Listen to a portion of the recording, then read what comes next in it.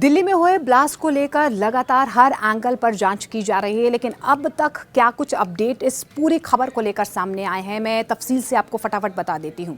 दरअसल आपको बता दें कि जिस तरीके से जम्मू कश्मीर से लेकर इसके तार फरीदाबाद तक जुड़ते हुए नजर आ रहे हैं, अब इन एंगल्स पर भी लगातार जांच की जा रही है। फरीदाबाद, पुलवामा और जैश नेटवर्क से जुड़ा तार जो है वो सामने आ चुका है और यही वजह है कि इस पूरे मामले को लेकर एक FIR भी दर्ज की जा चुकी है। UAPA की धारा 16 और 18 एक्सप्लोजिव सब्सटेंस एक्ट की धारा 3 और 4 और BNS की धारा 103 और 109 के तहत अब FIR दर्ज हो चुकी है। इसके अलावा दूसरा जो बड़ा सबूत मिला है वो है CCTV फुटेज, क्योंकि लगातार जो है आसपास के जो दरियागंज का इलाका है पूरा, इसके अलावा जो लाल किले का पूरा इलाका है, वहाँ की जो CCTV फुटेज है उन्हें खंगाला जा रहा है, क्योंकि माना जा रहा है जिस I-20 गाड़ी में विस्फोटक रखा गया था उसे कहीं ना कहीं लाल किले की पार्किंग में 3 घंटे तक खड़े रखा गया। उसके बाद जब गाड़ी बाहर वहाँ से लगभग 3:19 पर उसे पार्क किया गया, उसके बाद जब उसे बाहर निकाला गया तो लगभग 6:52 पर ये ब्लास्ट हुआ है। अब CCTV फुटेज में क्या सामने आया है? I-20 कार जो है साफ तौर पर रेड फोर्ट मेट्रो स्टेशन की पार्किंग में नजर आ रही है। 3 घंटे तक ये गाड़ी वहां पर खड़ी नजर आई। दोपहर 3:19 से लेकर शाम 6:48 तक ये उस पार्किंग में रही है और कहीं ना कहीं CCTV फुटेज में साफ तौर पर जो उमर नाम का शख्स है, जो डॉक्टर उमर जिसका जिक्र लगातार किया जा रहा है कि वो जम्मू कश्मीर का रहने वाला है, उसकी पहचान कर ली गई है। हालांकि अभी तक उसकी तलाश जारी है। उसके घर वालों को कहीं ना कहीं हिरासत में ले लिया गया है, उनके भाई और उनकी मां को जो है जम्मू कश्मीर से हिरासत में ले लिया गया है। इसके अलावा आपको ये भी बता दें कि I-20 गाड़ी को लेकर और क्या जानकारी निकल कर आ रही है। हरियाणा का उसमें नंबर था, गुरुग्राम का नंबर में वो रजिस्टर्ड थी, कई बार उसे खरीदा गया था, कई बार उसे बेचा गया था और आखिरी बार उसे पुलवामा के एक शख्स है उसे बेचा गया था। अब आपको तफसील से बता देते हैं कि जो गाड़ी की कहानी है, 20 कहानियां कहीं ना कहीं अलग अलग एंगल से इस गाड़ी को लेकर भी सामने आ रही हैं। अब ये बता दें कि 4 बार जो है इस I-20 गाड़ी को खरीदा गया था। जानकारी मिल पा रही है कि 2014 में सलमान ने इस कार को पहले खरीदा, फिर इसे बेचा गया देवेंद्र को। देवेंद्र ने इसे सोनू को दिया और सोनू ने इसे पुलवामा के तारिक अहमद डार को बेचा है। अब ये देखिए पूरा जो एंगल है, जो पूरी टाइमलाइन है, इसकी समझने की कोशिश कीजिए कि कितनी बार इस गाड़ी को कहां कहां से खरीदा गया और किस किस को इस गाड़ी को दिया गया। तारिक को हिरासत में फिलहाल ले लिया गया है। पूछताछ में उसने ये बताया कि उसने कार आमिर उर्फ उमर को दी थी, जिसके बारे में मैं आपको जानकारी दे रही हूँ कि जम्मू कश्मीर से उसके जो परिवार वाले हैं, उनकी माँ है, उनके भाई, उनको फिलहाल हिरासत में लिया गया है। लेकिन खुद उमर कहाँ है इसकी अभी तक कोई जानकारी नहीं मिल पा रही है। माना यही जा रहा है कि I-20 जो गाड़ी है वो उमर ही चला रहा था। हालांकि अभी तक कोई आधिकारिक पुष्टि इस पर नहीं हुई है। इसके अलावा आपको ये भी बता दें, क्योंकि लगातार जम्मू कश्मीर के कई इलाकों में दबिश भी दी जा रही थी, जो आतंकियों के पनाहगार हैं, मददगार हैं, उनके खिलाफ लगातार जो एक अभियान चलाया गया था और यही वजह है कि छापेमारी चल रही थी और यही वजह है कि वहाँ पर जब डॉक्टर आदिल को गिरफ्तार किया गया, उनके वहाँ से AK-47 बरामद हुई है, कुछ विस्फोटक पदार्थ बरामद हुए, तो इसके तार जो है सीधे फरीदाबाद से जुड़ते हुए नजर आए और कुल मिलाकर जितनी गिरफ्तारियाँ इस पूरे मामले में हुई हैं, लगभग 2900 किलो विस्फोटक जो है इन सबसे बरामद हुआ है। अब आगे का ये अपडेट भी नजर आ रहा है कि कश्मीर से 2 और संदिग्धों को हिरासत में लिया गया है, जिनमें आमिर उर्फ उमर भी शामिल है। हालांकि देखिए अभी तक पुष्टि नहीं हो पाई है, उमर क्या गाड़ी चला रहा था ये भी अभी तक साफ नहीं हो पाया है, लेकिन ये जरूर है कि वो भी इस पूरी वारदात में शामिल था, इस विस्फोट में शामिल था। इसके अलावा जांच एजेंसी अब किस एंगल पर जांच कर रही है? जांच एजेंसी को जैश ए मोहम्मद कनेक्शन का भी शक जो है कहीं ना कहीं सामने आ रहा है, उस एंगल पर भी जांच हो रही है, क्योंकि कल गृह मंत्री अमित शाह खुद कह चुके हैं कि संभावनाएं बहुत ज़्यादा हैं, उन्हें तलाशा जा रहा है, खंगाला जा रहा है, हर एंगल पर जांच की जा रही है। आज सुबह 9:30 बजे जो है गृह मंत्रालय की एक बैठक भी होने वाली है। कल भी हमने देखा कि देर रात तक किस तरीके से लगातार बैठकों का दौर जारी रहा। खुद गृह मंत्री अमित शाह हादसे वाली जगह भी पहुंचे हैं, LNJP अस्पताल, RML अस्पताल, जहां पर जो हादसे में घायल हुए हैं लोग या जिनकी मौत हुई है, उनके परिवार वालों से वो मिलने भी पहुंचे थे और इसके अलावा वो ग्राउंड ज़ीरो पर जाकर उन्होंने पूरी तफ्तीश भी की है कि आखिर ये हादसा कैसे हुआ है। अब जानकारी ये मिल पा रही है क्योंकि सारी जितनी भी टॉप की एजेंसीज़ हैं वो एक्टिव हो चुकी हैं। जैश ए मोहम्मद का कनेक्शन यहाँ से जोड़ा जा रहा है और ये भी कहा जा रहा है कि उमर भी कहीं ना कहीं उसी मॉड्यूल पर काम करता था और यही वजह है कि अब शक की सुई जो है उमर और जैश ए मोहम्मद पर आकर टिक गई है। इस पर अब जाँच हो रही है। एजेंसी के सूत्र ये बता रहे हैं कि vehicle based IEDs car bomb बनाना जैश ए मोहम्मद की खास पहचान है और यही वजह है कि अब ये लिंक जोड़कर देखा जा रहा है। अब दिल्ली धमाके के पीछे जैश ए मोहम्मद JEM का हाथ होने की आशंका है। शुरुआती जांच में ये खुलासा हो पाया है क्योंकि फरीदाबाद टेरर मॉड्यूल और दिल्ली ब्लास्ट के तार एक ही नेटवर्क से जुड़े हुए बताए जा रहे हैं। कल जिस तरीके से फरीदाबाद में, क्योंकि 9 दिन पहले वहाँ से फरीदाबाद से ही डॉक्टर मुजम्मिल की गिरफ्तारी हुई थी, उन्हीं की निशानदेही पर डॉक्टर आदिल, इसके अलावा उमर के बारे में अब जो जानकारी मिल पा रही है, डॉक्टर उमर जो गाड़ी चला रहा था I-20 की, वो गाड़ी चला रहा था, क्या वही था? अभी फिलहाल जो है लगातार जो है जांच के दायरे में, लेकिन टॉप सोर्सेज जो सुरक्षा एजेंसियां वो यही बता रही हैं। एक बार फिर से मैं आपको बता देती हूं कि जैश ए मोहम्मद का हाथ हो सकता है दिल्ली धमाके के पीछे, क्योंकि ये कहा जा रहा है कि शुरुआती जांच में फरीदाबाद टेरर मॉड्यूल और दिल्ली ब्लास्ट के तार एक ही नेटवर्क से जुड़े हुए बताए जा रहे हैं। हालांकि अभी ये भी कहीं ना कहीं साफ नहीं हो पाया है कि ऑपरेशन सिंदूर का बदला लेने की कोशिश की आशंका कहीं ना कहीं जाहिर की जा रही है। ये भी सूत्रों के हवाले से खबर टॉप एजेंसी से सामने आ रही है। इसके अलावा फॉरेंसिक टीम DNA टेस्ट से पता चलेगा कि आतंकी कौन था जिसने विस्फोट किया, किसने धमाका किया, कार में जो विस्फोटक लगाए गए थे वो कहाँ से आए, किसने लाए। ये अभी तक बहुत सारे ऐसे सवाल हैं जिनके जवाब तलाशने की कोशिश की जा रही है। DNA सैंपलिंग की जाएगी। कार में धमाके के बाद मिले बॉडी पार्ट्स को फॉरेंसिक जांच के लिए भेज दिया गया है। DNA टेस्ट से साफ होगा कि मारा गया शख्स डॉक्टर उमर उर्फ आमिर था या कोई और था। देखिए, अभी तक ये भी पुष्टि नहीं हो पाई, हालांकि यही कहा जा रहा है। अभी ये पुख्ता नहीं हुआ है कि वो डॉक्टर आमिर था या डॉक्टर उमर ही था। डॉक्टर उमर का नाम जो है फरीदाबाद मॉड्यूल से जुड़ा हुआ भी बताया जा रहा है। जो फरीदाबाद से कल विस्फोटक बरामद हुए हैं उसमें डॉक्टर उमर का नाम भी सामने आ रहा है, जो JEM यानी कि जैश ए मोहम्मद नेटवर्क का हिस्सा था।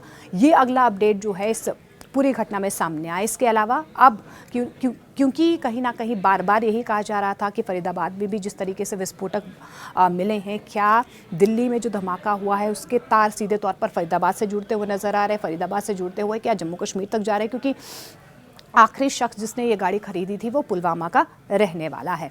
अब आपको बता दें कि फरीदाबाद मॉड्यूल से इसका सीधा लिंक जो है वो जोड़ने की कोशिश की जा रही है। फरीदाबाद में आपको याद होगा कि कल ही 350 किलो विस्फोटक मिला था, 20 टाइमर मिले थे, 24 रिमोट AK-47 और वायरिंग सिस्टम से लिंक लगातार जो है वहाँ पर बहुत सारे ऐसे सामान मिले थे। और अब ये है कि सुरक्षा एजेंसियाँ इस लिंक को कहीं ना कहीं तार जोड़ने की कोशिश कर रही है कि क्या सिमिलर लिंक्स हैं, क्योंकि मॉड्यूल सेम नज़र आ रहा है। पुलिस का ये भी मानना है कि दिल्ली ब्लास्ट में इस्तेमाल IED और फरीदाबाद में जो बरामदगी हुई है उसका तरीका एक जैसा ही बताया जा रहा है। डॉक्टर उमर जो फरार था उसी के वाहन में धमाका हुआ हो सकता है। ये भी खबर निकल कर आ रही है कि I-20 गाड़ी में डॉक्टर उमर ही था। जिस वक्त जो CCTV फुटेज भी सामने आ रहा है उसमें जो शख्स नज़र आ रहा है उसकी पहचान कर ली गई है और माना यही जा रहा है कि वही गाड़ी चला रहा था और उसी गाड़ी में विस्फोट हुआ है। अब आगे जो अगला अपडेट है वो ये सामने आया कि दिल्ली पुलिस की जांच में ये भी सामने आया है, क्योंकि अब CCTV फुटेज खंगाले जा रहे हैं। CCTV फुटेज जो है पुलिस की तरफ से खंगाली जा रही है। पूरा रूट समझने की कोशिश की जा रही है कि अगर पुलवामा से गाड़ी आई है, फिर फरीदाबाद होते हुए आई, फिर दिल्ली कैसे पहुँची, कहाँ से आई, किस बॉर्डर को क्रॉस करके आई, ये पूरा लिंक जो है, ये पूरी टाइमलाइन स्थापित करने की कोशिश जो है पुलिस की तरफ से हो रही है। और ये वजह है कि CCTV खंगाले जा रहे हैं। स्पेशल सेल ने बदरपुर बॉर्डर से लाल किला और आउटर रिंग रोड से कश्मीरी गेट तक सभी CCTV फुटेज खंगाल लिए हैं। अब क्योंकि हाई डेफिनेशन कैमरास हैं, गाड़ी कहां से आई, कहां से एंट्री ली है, किस बॉर्डर से आई, ये कहीं ना कहीं अब जांच का विषय है। क्या सुरक्षा चूक हुई है, कहां हुई है, कितने बड़े लेवल पर हुई है, क्या ये धमाका बहुत बड़ा हो सकता था, क्या कोई प्लानिंग बहुत बड़ी थी। कई ऐसे सवाल हैं जो अब इस धमाके के बाद सामने आ रहे हैं। अब ये भी जानकारी मिल पा रही है कि 200 से ज़्यादा पुलिसकर्मी लगातार 24 घंटे जांच में जुटे हुए हैं। इसके अलावा 13 संदिग्धों से पूछताछ हो रही, जिनमें 2 कश्मीर से हिरासत में लिए गए हैं। अब आपको ये भी बता दें कि एक और CCTV फुटेज सामने आया है जिसमें कार पार्किंग की एंट्री में और एग्जिट पॉइंट के फुटेज जो है वो बरामद हुई है। जांच का फोकस जांच एजेंसियां ये पता लगाने में जुटी हुई हैं कि क्या डॉक्टर उमर धमाके वाली I-20 कार में सवार था। ब्लास्ट साइट से मिले DNA सैंपल्स की अब जाँच जारी है, क्योंकि कहा यही जा रहा है, टॉप जो एजेंसीज हैं वो यही कह रही कि फ़िदाइन हमला है। तो फ़िदाइन हमला है तो क्या डॉक्टर उमर, उनके DNA सैंपल्स जो हैं उनकी जांच की जाएगी कि क्या डॉक्टर उमर ही थे जो उस गाड़ी को चला रहे थे। हालांकि अभी तक जो है ये स्पष्ट नहीं हो पाया है, लेकिन जांच और शक कहीं ना कहीं डॉक्टर उमर पर ही जा रही है कि वो I-20 चला रहे थे। जांच लगातार जारी। इस बीच आपको ये भी बता दें, police mobile data, bank transaction और डिजिटल फुटप्रिंट भी खंगाल रही है। तो देखिए, पुलिस की तरफ से लगातार तफ्तीश जारी है। डीएनए के अलावा किससे बात कर रहा था वो, कौन से नेटवर्क्स उस वक्त एक्टिव थे, कहाँ कहाँ पर ट्रांजैक्शंस हुई हैं, इसका पता लगाने की कोशिश की जा रही है। तो डिजिटल फुटप्रिंट्स खंगालने की कोशिश की जा रही है। ये अगला कदम जो है सुरक्षा एजेंसी और पुलिस की तरफ से किया जा रहा है। इसके अलावा आपको ये भी बता दें कि सुरक्षा एजेंसीज के ये भी सोर्सेज बता रहे हैं कि अमोनियम नाइट्रेट और फ्यूल ऑयल का एक कॉम्बिनेशन है। आमतौर पर माइनिंग और हाई इंटेंसिटी धमाके में प्रयोग किया जाता है। तो कहीं ना कहीं यही सामने आया है कि फ्यूल ऑयल और अमोनियम नाइट्रेट इसका इस्तेमाल हो सकता है, इसका कॉम्बिनेशन हो सकता है। जांच में ये भी शक है कि फरीदाबाद से मिले विस्फोटक के सामान जो केमिकल फार्मूला का इस्तेमाल दिल्ली ब्लास्ट में हुआ है, ये भी कहीं ना कहीं शक हो रहा है एजेंसियों को। और इस बिना पर भी, इस लाइन पर भी कहीं ना कहीं अब जो जांच है उसको आगे बढ़ाया जा रहा है। इसके अलावा एजेंसियों के मुताबिक ये एक संगठित नेटवर्क का हिस्सा है जिसमें मेडिकल प्रोफेशनल्स और छात्र शामिल हैं। अब आपको ये भी बता दें कि मल्टी सिटी टेरर नेटवर्क का शक कहीं ना कहीं सामने आ रहा है। इस एंगल पर भी जांच हो रही है। जांच में ये भी खुलासा हुआ है कि एक ही नेटवर्क के कई सेल जो है वो देश भर में इस वक्त सक्रिय हैं। तो कोई बड़ी प्लानिंग थी क्या, कोई बड़ी साजिश को अंजाम देने के लिए पूरी प्लानिंग की जा रही थी? दिल्ली धमाका, फरीदाबाद बरामदगी और कश्मीर की गिरफ्तारी तीनों एक बड़े प्लान का हिस्सा हैं। एजेंसियां संदिग्ध फंडिंग और कहीं ना कहीं जो चैट्स हैं, एनक्रिप्टेड चैट्स है, end to end encrypted chats है, उनकी जांच कर रही है। ये भी एक नया एंगल जो है इसमें सामने आया है। एफआईआर की अहम धाराएं आपको बता दें, यूएपीए सेक्शन 16 आतंकी हमला, यूएपीए सेक्शन 18 आतंकी साजिश, एक्सप्लोजिव एक्ट सेक्शन 3 और 4 विस्फोट या विस्फोट की कोशिश, बीएनएस सेक्शन 103 हत्या, बीएनएस सेक्शन 109 हत्या का प्रयास। इन तमाम धाराओं के तहत जो है मामला दर्ज किया गया। इसके अलावा गृह मंत्री अमित शाह की हाई लेवल मीटिंग आपको बता दें, गृह मंत्री अमित शाह 9:30 बजे एक हाई लेवल मीटिंग करेंगे। कल ही हमने देखा है कि ग्राउंड जीरो पर वो मौजूद भी थे। आईबी, एनआईए, दिल्ली पुलिस और गृह मंत्रालय के अधिकारी इस बैठक में मौजूद रहने वाले हैं। अभी अपडेट भी कहीं ना कहीं गृह मंत्रालय को करेंगे कि अभी तक जांच में क्या कुछ सामने आया, कौन से एंगल सामने आए, किन एंगल्स पर जांच की जा रही है। आपको ये भी बता दें कि बैठक में फरीदाबाद, जेएम नेटवर्क और दिल्ली सुरक्षा स्थिति पर लगातार चर्चा की जा रही है। विस्फोटक की शुरुआती जांच रिपोर्ट जो है वो फॉरेंसिक टीम एक खुलासा भी कर सकती है। खुलासे में यही सामने आया है कि धमाके में ammonium nitrate fuel oil detonator का इस्तेमाल हुआ है। ये एक इम्प्रोवाइज एक्सप्लोजिव डिवाइस आईईडी था जिसे ज़्यादा से ज़्यादा नुकसान पहुंचाने के लिए तैयार किया गया था। इसके अलावा आपको ये भी बता दें कि एफएसएल की रिपोर्ट भी लगभग तैयार हो चुकी है। इंतज़ार किया जा रहा है, कहा यही जा रहा है कि दोपहर 12 बजे तक एफएसएल की रिपोर्ट भी आ सकती है जो विस्फोटक की मात्रा और प्रकार की पुष्टि करेगा कि कितना एक्सप्लोजिव था, कितनी मात्रा में इसे इस्तेमाल किया गया था। अब जो आरोपी है डॉक्टर उमर, उसके बारे में क्या जानकारी अब तक निकल कर आई है, ये भी आपको फटाफट से मैं प्रोफाइल बता देती हूँ। पुलवामा का ये रहने वाला बताया जा रहा है। डॉक्टर उमर जम्मू कश्मीर के पुलवामा के कोई इलाके का निवासी बताया जा रहा है। फिलहाल फरार बताया जा रहा है। माना तो ये जा रहा है कि वह फरीदाबाद मॉड्यूल के डॉक्टर आदिल का करीबी सहयोगी था। ये जो है खबर निकल कर आ रही है। जम्मू कश्मीर पुलिस और दिल्ली स्पेशल सेल ने उमर की तलाश में कई जगह छापेमारी फिलहाल तेज कर दी है। अब देखिए, जो बैकग्राउंडर उमर का पता चल पा रहा है, फैमिली बैकग्राउंड क्या रहा है।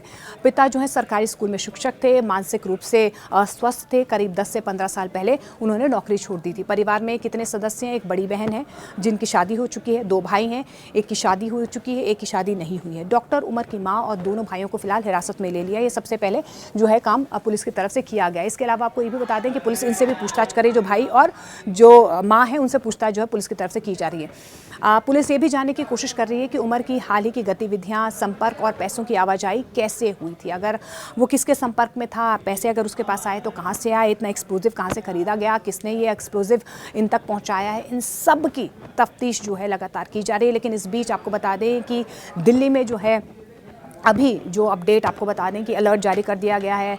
इसके अलावा फरीदाबाद में, दिल्ली के अलावा आपको ये भी बता दें कि लगातार जो है अपडेट किए जा रहे हैं। अपडेट के अलावा आपको ये भी बता दें कि मुंबई से लेकर उत्तराखंड से लेकर जितने भी धार्मिक स्पॉट्स हैं वहाँ पर भी लगातार अपडेट जो है वो अलर्ट जो है वो घोषित कर दिया गया है।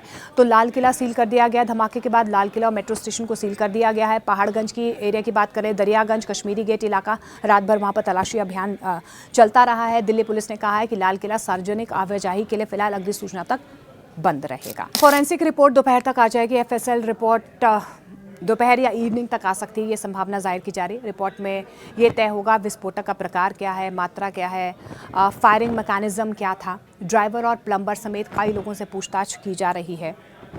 तो ये तमाम अपडेट्स है जो अब तक दिल्ली ब्लास्ट में सामने आए।